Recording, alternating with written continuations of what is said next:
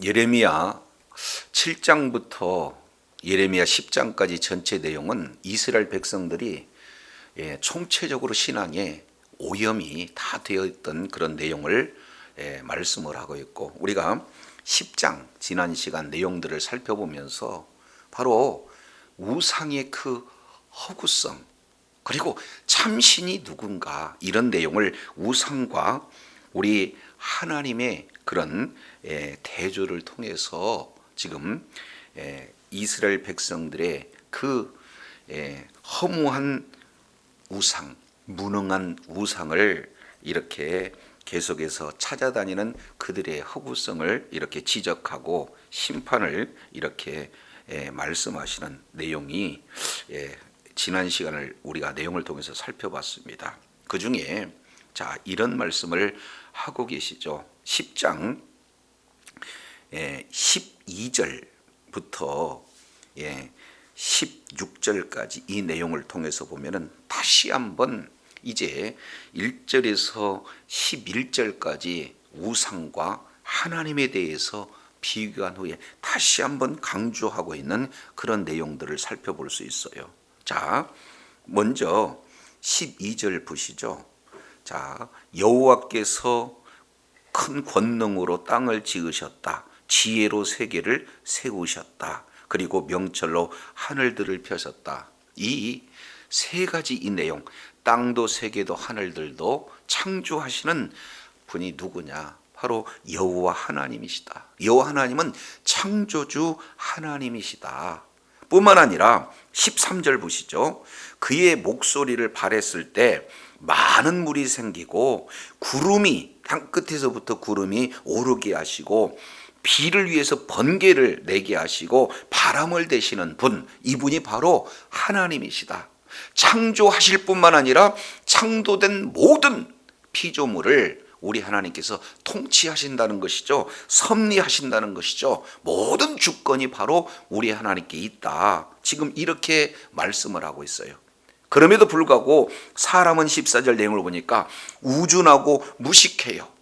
그래서 결국 창조주 하나님, 오늘 또 온 우주 만물을 통치하시는, 섭리하시는 그 하나님을 버리고 누구를 의지하고 있느냐? 우상을 의지한다, 이렇게 말씀을 하고 있습니다. 그래서 우상에 대해서 두 가지로 표현하고 있는 내용이 소개가 되고 있죠. 14절 이 내용을 통해서 보니까 첫 번째 조각한 신상 그랬어요. 그리고 두 번째 부어 만든 우상 그랬습니다. 그러니까 결국 이제 우상은 사람이 조각해서, 그리고 사람이 이제는 부어 만든 하나의 만든 신에 불과하다. 이 내용을 지금 이렇게 지적하고 있습니다. 우둔하니까 하나님을 버리고 우상을 따라가는데, 그 우상에 대한 내용을 지금 조목조목 제시하고 있는데, 그게 바로 5가지로 제시하고 있어요. 첫 번째, 우상은 이제는 조각하고 부어 만들었기 때문에 우상은 거짓 것이다. 왜 거짓 것이냐? 두 번째, 그 속에 생기가 없다는 거예요. 생기가 없는데도 불구하고 마치 이제 생기가 있는 것처럼, 살아있는 것처럼, 뭔가 해줄 것처럼 하는 그 거짓의 그런 내용이다. 그래서 15절, 그 우상은 헛것이요, 그리고 네 번째 망령때에 만든 것이고, 그리고 하나님께서 징벌하실 때 멸망받을 존재에 불과하다. 그럼에도 불구하고 천지 우주 만물을 창조하시고 통치하시는 하나님을 의지하기보다는 사람이 만든 그런 우상을 오히려 의지하는 그 인간이 얼마나 우둔하고 얼마나 무식한가, 이 내용을 지금 지적하고 있어요. 그러면서 종합적으로 16절 이런 말씀을 하고 계십니다. 하나님은 어떤 분인가? 16절 내용을 통해서 보니까 야곱의 분깃은 이같이 아니하시니, 우상과 하나님을 비교할 때 하나님은 어떤 존재냐? 야곱의 분깃이다. 하나님이 창조주시고 하나님이 통치하시지만 그 하나님이 우리와 어떤 관계가 되어지는가 하는 내용이 바로 야곱의 분깃, 바로 언약 백성들과의 관계 속에서 바로 유업의 몫이다, 이렇게 말씀을 하고 있어요. 그래서 야곱의 분깃은 하나님이세요. 자, 그래서 이제 시편 기자는 시편 16편 이제 5절에서 나의 분깃이 되어진다 라고 다윗이 이렇게 삼중적으로 고백하고 있는 내용들을 볼 수 있어요. 그래서 여호수아 13장 33절 내용을 보면은 여호와가 나의 분깃, 여호와께서 나의 기업이 되신다, 이렇게 말씀을 하고 있어요. 그래서 하나님께서 손으로 이렇게 주시고자 하는 그 선물, 그거하고 비교할 수 없는 것이 바로 하나님 자신이 우리들에게 진정한 축복이 되어진다, 이 내용을 지금 말씀을 하고 있어요. 많은 사람들은 우상이 뭔가 주어줄 것 같은 그런 하나의 큰 그런 분복들을 기대하고 있고, 때로는 하나님이 지금 안겨다 줄 수 있는 여러 가지 선물 꾸러미를 마치 축복으로 생각하고 있는데, 진정한 축복은 누가 축복이에요? 하나님 자신이 바로 축복이 되어진다, 이런 사실을 지금 말씀하면서 왜 하나님이 진정한 축복이 될 수밖에 없는가? 세 가지로. 첫 번째, 그분은 만물을 조성하신 자. 이게 창조의 또 다른 표현이에요. 창조, 만드신 분, 모든 만물을 말씀 한마디로 만드신 분. 그리고 그분은 우리와의 어떤 관계냐? 이스라엘은 그 산업의 지파라, 이렇게 말씀하고 있어요. 그러니까 하나님의 소유, 하나님의 재산의 그런 지파가 이스라엘이다. 그래서 우리 하나님은 우리의 기업이 되시지만 우리 역시 뭐예요? 하나님의 소중한 기업이 되어진다 하는 이런 하나님과의 친밀한 관계성을 이렇게 말씀을 하고 있어요. 동시에 그 이름은 만군의 여호와 그랬으니까, 만군의 여호와는 뭡니까? 전쟁에 능하신 하나님 아니겠어요? 그래서 우리를 위해서 싸워주시고, 우리를 위해서 지켜주시고, 우리를 위해서 보호해주시고, 그분 자체가 우리들에게 축복이 되어진다, 이런 사실을 말씀을 하고 있어요. 그렇기 때문에 우둔한 자는 이러한 하나님을 버리고 하나님과의 그 긴밀한 관계를 깨버리고 우상을 섬긴다라는 사실을 우리가 지난 시간 살펴봤죠. 자, 그렇다면 이런 상황 속에서 우리 하나님께서 이제 하나님을 버리고 우상을 선택한 그런 자의 상황을 오늘 17절 뭐라고 말씀을 하고 있습니까? 에워싸인 가운데 앉은 자여라고 지금 말씀하고 있죠. 그러면 뭘로 지금 에워싸고 있습니까? 바벨론, 이제 그러한 군대를 우리 하나님께서 채찍으로 삼고 이제 예루살렘 전체를 지금 에워싸고 있는 그런 상황이 되어 있습니다. 자, 그런 이제 자들이 하나님을 버리고 우상을 섬김으로 말미암아 궁극적으로는 바벨론 포로가 이제는 바벨론에 의해서 에워싸인 그런 자들을 향해서 지금 예레미야 선지자를 통해서 뭐라고 말씀하고 있습니까? 내 짐꾸러미를 이 땅에서 꾸려라. 여기서 이 짐꾸러기를 꾸려라, 그 얘기는 어떤 걸 지금 말하고 있습니까? 포로로 끌려갈 준비를 해라, 지금 이렇게 말씀을 하고 있어요. 그러면서 여호와 하나님께서 이같이 말씀하시되 직접적으로 얘기해요. 보라, 내가 이 땅에 거하는 자를 이번에는 뭐 할 것이다? 내어 던질 것이다. 아예 짐꾸러미를 꾸리라고 하는 이런 내용보다도 조금 더 적극적으로 이번에는 내어 던진다, 이렇게 말씀하고 있어요. 바벨론 포로로 이제는 아예 내어 던진다, 추방한다. 이 약속의 땅 가나안 땅에서 캐내서 이제 이방 땅으로 우리 하나님께서 추방시키겠다는 거예요. 바벨론 포로로 끌려가게 하시겠다는 것이 지금 하나님께서 선언하신 내용이다, 그 말이죠.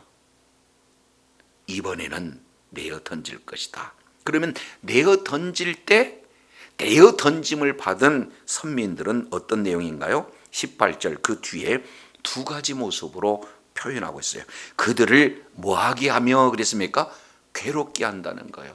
포로 생활에서 자유를 잃어버리고 고향을 잃어버리고 그리고 모든 자녀들의 내어침을 이렇게 당하는 그런 고통이 그의 간단한 고통이겠느냐 하면서 여기에서 이제는 성전이 회파가 되어지고 성읍이 황폐가 되어지고 자녀들이 뿔뿔이 흩어지고 죽임을 당하고 그리고 바빌론 포로까지 끌려가서 거기에서 모진 고난 속에 있는 그 내용으로 끝난다면 소망이 없잖아요. 그런데 우리 하나님께서는 심판이 목적이 아니라는 거죠.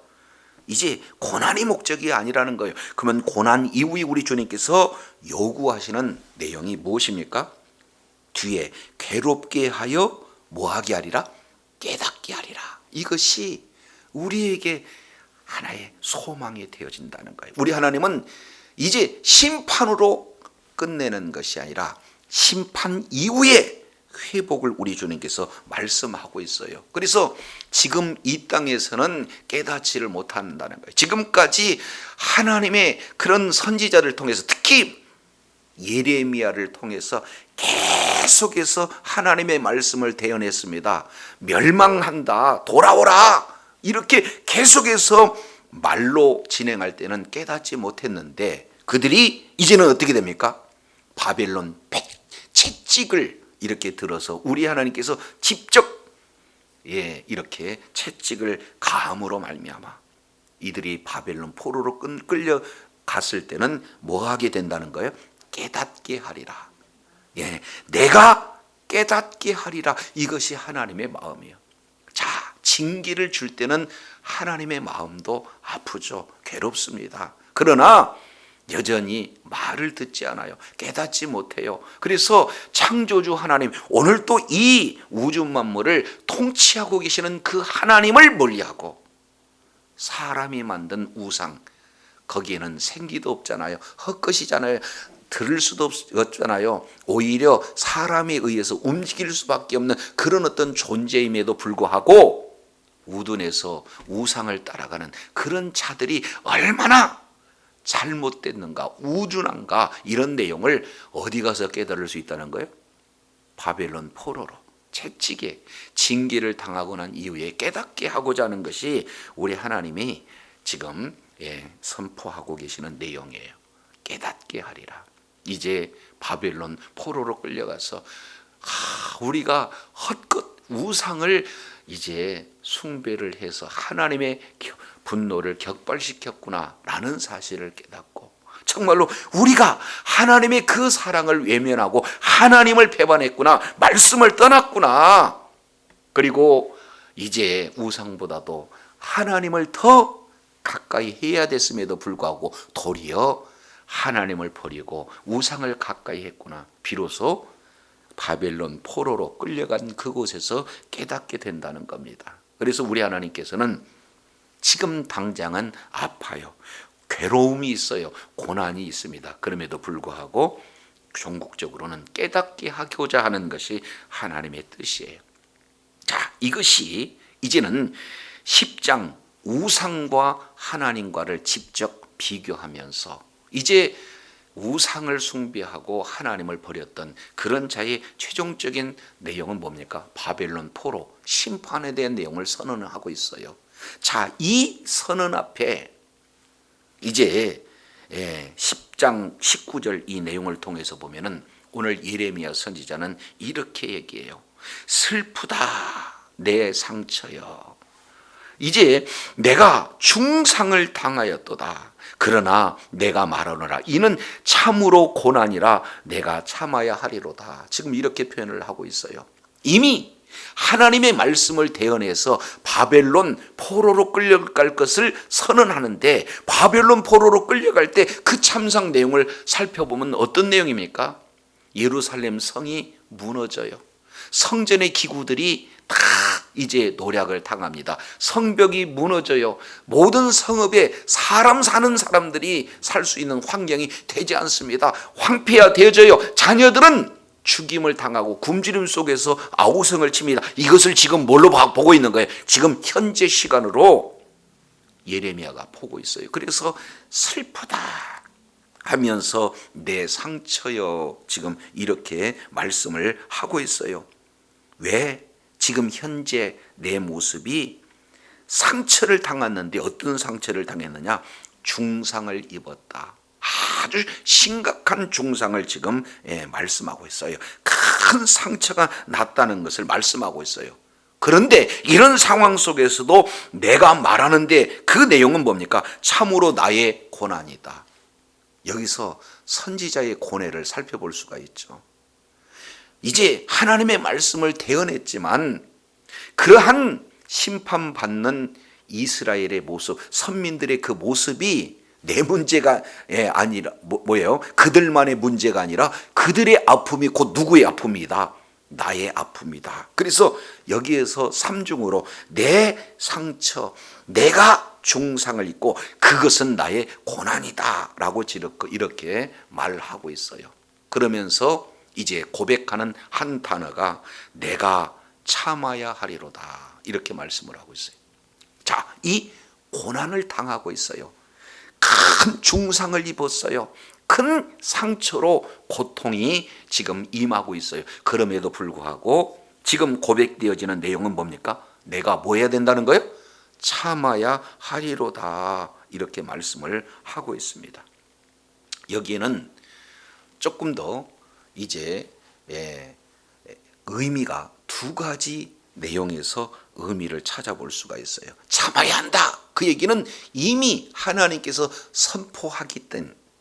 선포한 그런 심판을 피할 수도 없기 때문에 그대로 어쩔 수 없이 받아야 된다라는 소극적인 측면이 있어요. 그러나 보다 적극적인 측면, 이 내용을 통해서 보면은 나의 이제 잘못된 죄를 인정하고 그리고 내가 잘못됐다는 그 사실을 알고 고백하지만 바로 이 문제는 반드시 받아들여야 된다는 하나님의 그 심판을 이렇게 받아들이는데 지금 인정하는 그런 태도를 참아야 하리로다 이렇게 말씀을 하고 있습니다. 그러니까 결국 이제 참아야 한다는 그 내용 가운데는 우리 하나님의 마음이 심판이 목적이 아니라 하나님은 심판 이후에 회복에 더 중심을 이렇게 가지고 있다는 사실을 알기 때문에 어쩔 수 없이 참는 내용이 아니라 이제는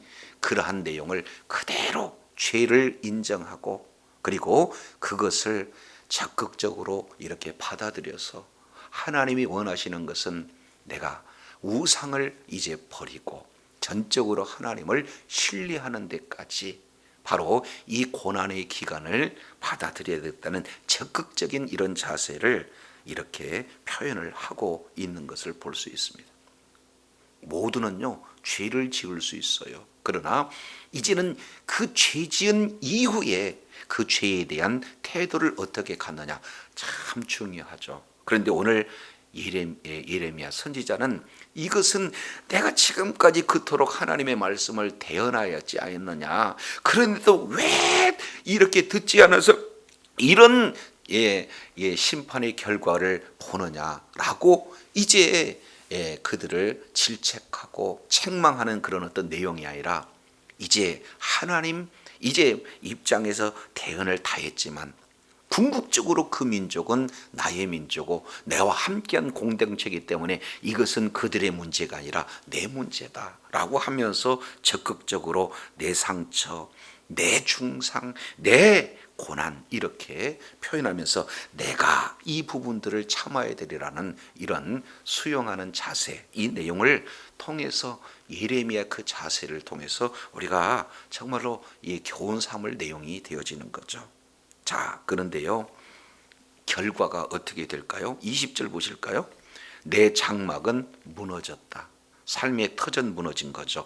나의 모든 줄이 끊어졌다. 내 자녀가 나를 떠나가고 없다, 있지 않다. 미래가 무너진 거잖아요. 내 장막을 세울 자도 내 휘장을 칠 자도 다시 없도다. 그러니까 나도 고난 가운데 있지만 모두가 다 함께 고난받는 이런 모습이에요. 더 이상 현재로서는 회복이 불가한 그런 어떤 상태를 이렇게 보고 있습니다. 그러면 왜 이런 일들이 지금 여기까지 왔냐 그 말이죠. 그 내용을 21절에 이렇게 표현을 하고 있습니다. 목자들은 어리석어서 여호와를 찾지 아니하므로 형통하지 못하며 그 모든 양떼는 뭐 했어요? 흩어졌다. 지금 이렇게 말하고 있어요. 자, 그러면은 여기에 목자들이 어리석었다. 왜 어리석었느냐? 여호와를 찾지 못했어요.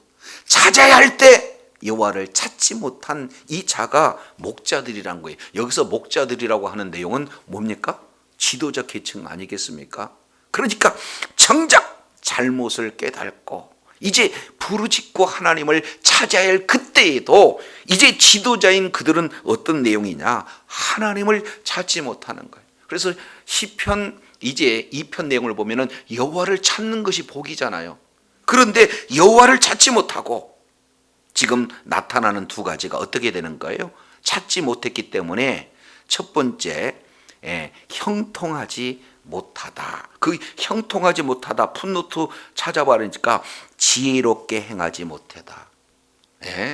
그래서 하나님을 찾지 않는, 찾아야 할 곳에 찾지 않는 그런 자가 지혜롭지 못한 상태고 그 결과 모든 양떼가 다 흩어졌어요. 그렇지 않습니까? 목자 없는 이런 양과 같은 그런 상태가 지금 되어졌다라는 사실을 이렇게 말씀을 하고 있습니다. 자, 이 내용에 대해서 우리 에스겔서 34장을 한번 살펴보시죠. 에스겔서 34장 5절 이제 6절 이렇게 내용을 보게 되면은 목자가 없으므로 그들이 흩어지며 흩어져서 모든 들짐승의 밥이 되었도다. 지금 바벨론 포로로 끌려가는 이 내용을 에스겔 선지자가 지금 이렇게 말하고 있어요. 그러면서 6절입니다. 내 양의 무리가 모든 산과 높은 맷뿌리마다 유리되었다. 사실은 양이 푸른 초장에서 이제 먹고 뛰놀고 그래야 되는데 먹을 것이 없으니까 모든 산 높은 맷뿌리에 거기에서 지금도 방황하고 있는 그런 모습들을 표현을 하고 있어요. 그러면서 내 양의 무리가 온 지면에 흩어졌다. 찾고 찾는 자가 없다. 3중으로 이렇게 표현하고 있습니다. 그래서 이제는 지도자들은 양떼를 잘 인도해 낼 사명이 주어졌는데 결국 하나님을 찾아야 할 때 하나님을 찾지 못함으로 지혜롭지 못함으로 결과 누가 이렇게 고난을 받습니까? 양떼들이 고난을 받아요. 오늘 역시 마찬가지죠. 교회에서도 정말로 이제는 선두 리더 그룹에 서 있는 그 자들이 하나님의 말씀을 벗어나고 하나님께 의지하지 못하게 되면은 어떻게 됩니까? 하나의 셀 그룹이 이 길을 열어요. 크게는요, 담임 목사님이 말씀에 벗어나고 하나님을 바로 이렇게 제시하지 못하고 말씀의 길을 제시하지 못할 그때 이제 성도들이 얼마나 이렇게 방황하는 그런 어떤 모습을 지금 경고하고 있는 것을 볼 수가 있어요. 가장이 깨어 있어야 됩니다. 그리고 바로 기업에 바로 지도자가 깨어 있어야 돼요. 국가적으로도 지도자들이 깨어 있어야 됩니다. 자, 그럼에도 불구하고 이제는 지도자들이 타락으로 인해서 얼마나 많은 그런 양떼가 이렇게 흩어지어서 이제 모든 정말로 짐승의 먹잇감이 되어지고 이제 산천을 이렇게 떠돌면서 방황하고 있는 그런 내용을 지금 지적하고 있는 거예요. 그러면서 22절 보시죠. 예레미야 10장 22절 들을지어다 하면서 이 순서 세 가지를 이렇게 표현해요. 북방에서부터 크게 떠드는 그런 소리가 온다. 지금 뭐 하고 있습니까? 이제 마지막 공격을 말하고 있어요. 그리고 두 번째, 유다 성읍이 황폐하답니다. 그리고 세 번째, 이제 실랑의 거처가 돼서 황폐가 되어 사람 살 곳이 안 된다는 거예요. 자, 이런 상황을 보면서 예레미야 선지자는 눈물을 흘리지 아니할 수가 없다. 이 내용을 말씀하고 있어요. 그 뒤에 14장도 한번 보겠습니다. 14장 17들 너는 이 말로 그들에게 이르라. 내 눈이 밤낮으로 끊어지지 아니하고 눈물을 흘리리니 이는 처녀딸 내 백성이 큰 파멸 중한 창상인을 인하여 망함이니라. 지금 이렇게 표현을 하고 있는 것을 볼 수가 있어요. 그래서 지금 이제 심판을 선언했는데 그 말씀은 그대로 이루어져서 지금 이스라엘 모두가, 선민 모두가 다 지금 뭐 하고 있습니까? 다 지금 심판을 당해서 바벨론 포로로 끌려갈 그런 어떤 내용들을 말씀하고 있어요. 그랬을 때, 이럴 때 할 수 있는 일은 뭘까요? 기도뿐이 없죠. 그래서 예레미야 선지자는 이제는 자기 자신이 아예 선민의 대표가 돼서, 이제는 선민의 대표 입장에서, 선지자 입장으로 이제 이스라엘 백성들을 향해서 중보 기도하는 내용이 23절, 24절, 25절 기록되고 있습니다. 먼저요, 하나님의 주권을 인정합니다.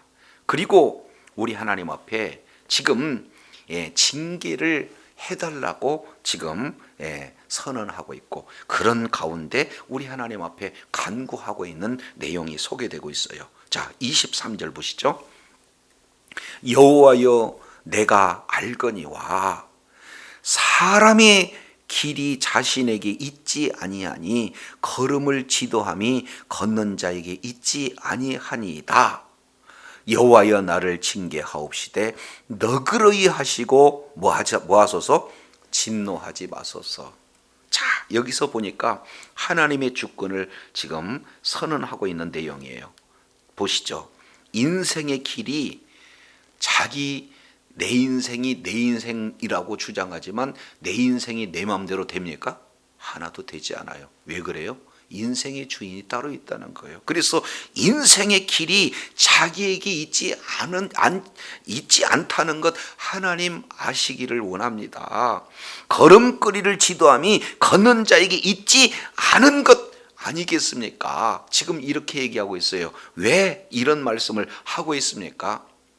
이제 인생들이 아무리 계획을 한다 할지라도 그 계획을 이제 뭡니까? 그 일을 이끄신 분이 누구시라는 거예요? 하나님이라는 거예요. 그래서 잠언 16장 1절 마음의 경영은 사람에게 있어도 말의 응답은 여호와께로다. 이 내용을 자 이렇게 표현을 하죠. 9절에 사람이 마음으로 자기의 길을 계획한다 할지라도 그 걸음을 인도하는 분은 하나님이시다. 이렇게 말씀하고 있어요. 지금까지 모든 인생들은 계획을 세우고 또 더 나은 계획을 더 보강해서 세우지만 계획대로 된 일이 있습니까? 그렇지 않잖아요. 그런데 오히려 우리 하나님께서는 내가 세운 계획보다도 더 좋은 그런 길로 이끌으셔서 당신은 내 계획이 이루어지지 않은 것 같아서 낙심하고 좌절할 때도 있지만 먼 그런 이제 지나온 과거를 돌이켜보면은요, 내 계획대로 내 뜻대로 가면은 사실은 망할 길, 죽을 길이에요. 그럼에도 불구하고 우리 하나님께서는 잘못된 길을 막으시고 인생이 잘못된 그 길을 계획한다 할지라도 우리 하나님께서 선한 길로 이끌어서 진짜 오늘 하나님이 원하시는 그런 자리로 이끌으셔서 우리가 오늘 이 모습 이대로 사는 이 자체는 전적인 하나님의 은혜인 줄로 믿습니다. 그래서 내 인생은 이제는 주권자가 누가 된다는 거요? 우리 하나님께서 주권자가 되어지신다. 자, 그러니 여호와여 나를 뭐하소서? 징계하소서. 이제 하나님 편에 서서 지금 선민에 대한 징계를 지금 선언을 하고 있습니다. 반면 동시에 이스라엘 백성들의 그런 편에 서서 징계는 마땅히 받아들이겠습니다. 그러나 그 징계 내용을 통해서 혹시 내가 없어질까 두려워하오니 아예 이제 소망을 끊지 마시고 징계는 하시되 너그러이 하시고 진노로는 하지 마시기를 원합니다. 이것이 지금 선지자가 대표해서 간구하고 있는 그런 내용이에요. 왜 그래요? 알지 못하기 때문에 그렇습니다. 이런 내용이에요. 이것은요, 예수님의 마음 그대로를 말하고 있습니다. 예수님께서 십자가상에서 뭐라고 해요? 아버지여 저들을 불쌍히 여기소서 저들이 저희 죄를 깨닫지 못하니이다. 이런 내용으로 뭐 하고 있어요? 기도하고 있는 내용이에요. 자, 인생은요, 심히 부패한 것이 사람의 마음, 예레미야 17장에서 말씀하고 있잖아요. 자, 그렇기 때문에 우리는 전적인 부패, 전적인 타락한 그런 존재예요. 언제나 하나님을 입으로는 공경한다라고 얘기지만은 되돌아서 하나님이 원치 않는 그 길을 가고자 하는 이런 죄악된 내용이 우리의 마음 가운데 다분히 이렇게 놓여져 있다는 거죠. 그런데 그런 상태에 있기 때문에 하나님 징계는 마땅히 받아야 할 것이로되 너그럽게 징계를 해주셨으면 좋겠습니다. 진노로 해주시기를 원치 않습니다. 그러면 진노의 대상은 누가 되어지는가? 25절 주를 알지 못하는 열방, 주의 이름으로 기도하지 않는 그런 족속에게 주의 분노를 쏟으세요. 그러면 여기에서 주를 알지 못하는 열방, 주의 이름으로 기도하지 않는 족속은 1차적으로 누가 되는 겁니까? 바벨론 포로를 얘기하는 거예요. 이제는 더 나가서 세상 하나님을 대적하는 그런 자들을 이렇게 표현을 하고 있는 거죠. 이유는 두 가지. 야곱을 씹어 삼키고 멸하는 자들입니다. 그리고 그들의 겨들을 이제 그 거처를 황폐한 그런 존재이기 때문에 오히려 분노의 대상은 저들이고 분노로 하지 말고 징계로 해주시기를 바랍니다. 하고 지금 주님 앞에 간구하고 있는 이 예레미야의 모습을 살펴볼 수가 있어요. 이제 자기 백성이 징계를 받는 것은 곧 이 문제는 내 문제다. 그래서 예수님이 이제는 모든 인류의 백성들을 위해서 기도하셨던 내용처럼 사도 바울이 이제는 로마서 10장 내용을처럼 내가 목숨이 이제 끊어져서 저주를 받는다 할지라도 내 백성은 구원해달라는 사도 바울의 마음. 이제 신명기 32장 내용을 통해서 보면은 모세가 이제는 우상 숭배로 하나님의 진노를 받았던 그들을 향해서 생명록에서 내 이름을 지어질지라도 이 백성을 구원해달라고는 그런 간절한 마음. 이 내용이 바로 이제는 징계를 받은 바벨론 포로로 끌려갈 수밖에 없는 그 현실 속에 놓여져 있는 이스라엘 백성들을 향한 예레미야의 그런 기도예요. 바로 이 기도가 우리들의 기도가 되어야 될 줄로 믿습니다. 이제 하나님이 창조하시고 하나님께서 온 우주 만물을 오늘 또 이제 주권을 가지고 통치하신다는 그 사실을 모든 곳곳에 자연 계시 그런 가운데 보여주고 계세요. 그럼에도 불구하고 우리는 우둔해서 여전히 어떻게 됩니까? 나를 위해서 뭔가 도움을 줄 그런 기대들을 이렇게 진행해서 하나님보다도 돈을 더 따라가고요.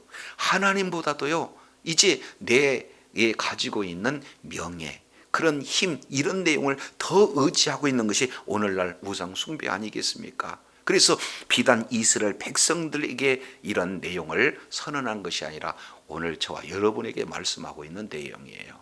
그래서 이제 우리 하나님께서는 지금 하나님의 말씀에 벗어난 잠시 잠깐의 그 고난을 어떻게 하라는 거예요? 바로 인정하고 그 속에서 우리 하나님이 어떠하신 분을 깨닫고 정말로 전적으로 의지할 분이 바로 주님이심을 오늘 본문을 통해서 일깨워 주시니 저 여러분 정말로 주님 오시는 그날까지 이제는 헛된 것, 사람이 만들어진 것, 욕심으로 자기가 이제 욕심을 채워줄 수 있는 그런 우상, 이런 내용을 따라가는 것이 아니라 끝까지 우리 하나님께서 이제 창조주 하나님께서 말씀으로 온 우주 만물을 창조하셨잖아요. 그리고 그 말씀 내용을 우리들에게 약속을 하나님께서 우리의 약속의 기업이 되어 주신다는 사실을 우리가 바로 알고 끝까지 주님의 인도함을 받아 주님을 영화롭게 하고 주님의 이제 기쁨이 되어져서 끝까지 허락하신 하나님 나라의 그런 기업, 하나님 자신이 우리들에게 온전한 축복이 되어진다는 사실을 기억하시고 날마다 하나님의 그런 분복을 받아 누리는 지혜자요 축복자요 능력자가 되고 주의 뜻을 이루며 끝까지 존귀하게 쓰임받는 복된 자리에 있기를 예수 이름으로 축원합니다. 기도하겠습니다. 걸어가시고 자비로우신 하나님 감사합니다. 오늘 예레미야 선지자는 계속해서 하나님은 창조주 하나님이시고 그 하나님은 오늘 또 온 우주 만물을 창조하시는데 그 하나님이 야곱의 분기시다.